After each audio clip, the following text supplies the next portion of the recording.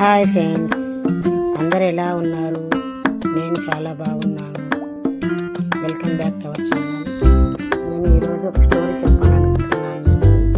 ఒక హోటల్కి ఒక బిల్ గేట్స్ వెళ్తాడండి. అక్కడ ఆ హోటల్లో భోజనం చేసి బిల్ కట్టాక వెయిటర్కి $5 టిప్ ఇచ్చాడు.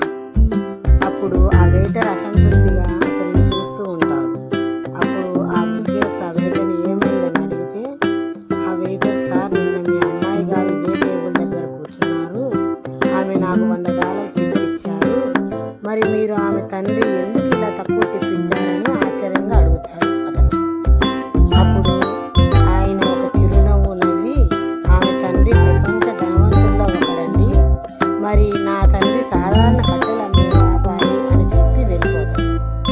కాబట్టి మనం ఎక్కి వచ్చిన మెట్టును ఎప్పటికీ మరవకూడదు.